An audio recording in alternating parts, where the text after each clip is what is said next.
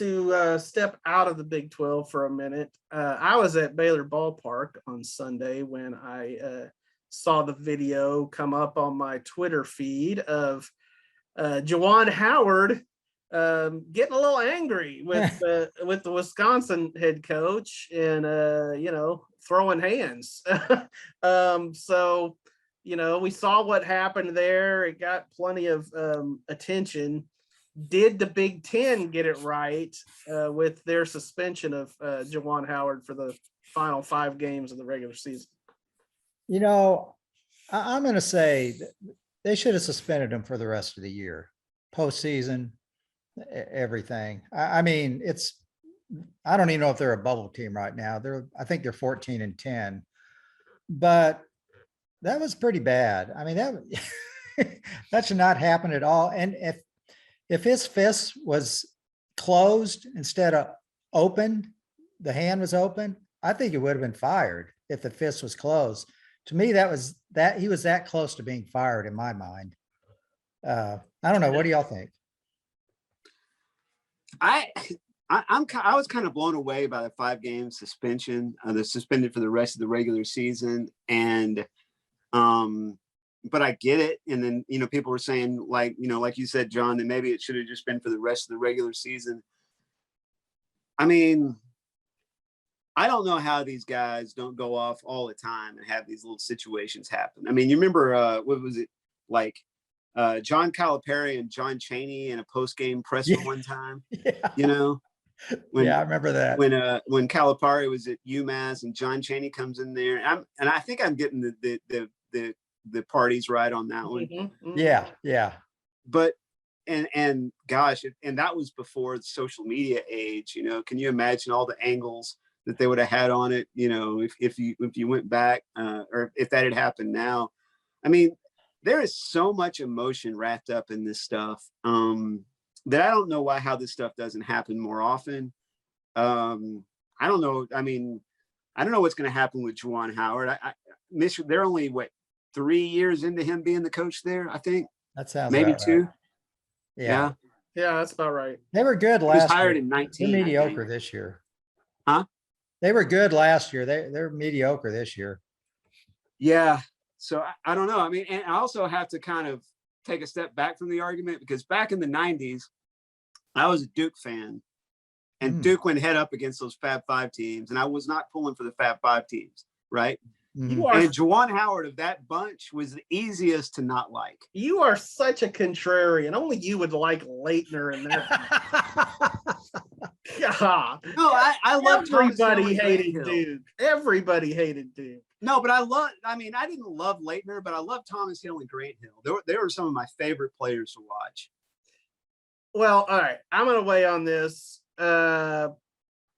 So it's been well documented that I have a fighting spirit. I've been known to throw hands in my lifetime. So you might think that I would, come down a little easy on Juwan. And while I get your emotions running high at times, and as Chad says, maybe it's a surprise that this doesn't happen more often. I think he's lucky that he did not lose his job. He's a coach. He's a head coach. This is not a player incident. This is a grown man throwing a punch. And to me, it was a punch. Open hand, closed hand. It was a punch. He still could lose his job. He could. I think the penalties come down now, and it's about what I expected it would be. But I think he should consider himself very, very fortunate that he did not lose his job. And if you're in a position like him, and just basically as an adult, and again, this is not me finger wagging, because, but as an adult, I feel like I have avoided, fisticuffs. But I'm just saying, you gotta act like an adult. You gotta be the adult in the room. And here's the other thing about it. Talk about an overreaction.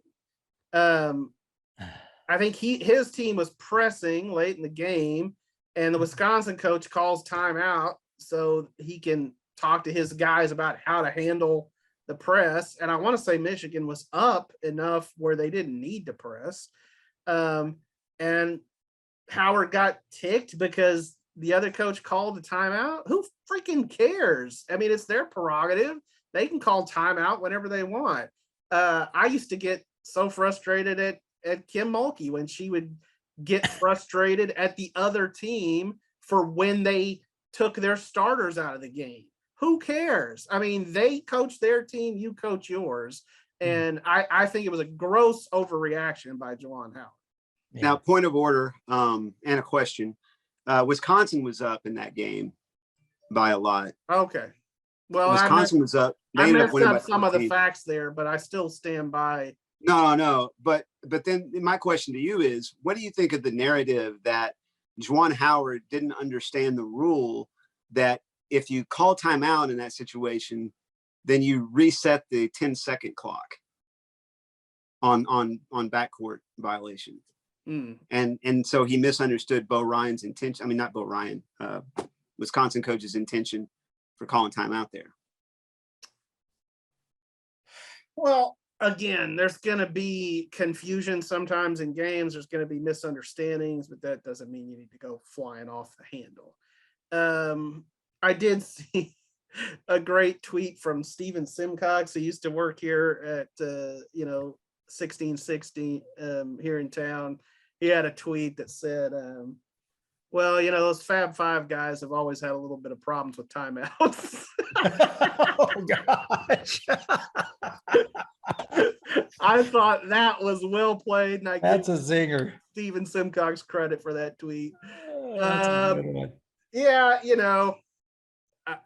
I just think that Juwan Howard should thank his lucky stars that he's still the head coach at Michigan. As Chad said, I guess that could still change, but I feel like the punishments come down now. That's probably what it's going to be. Yeah.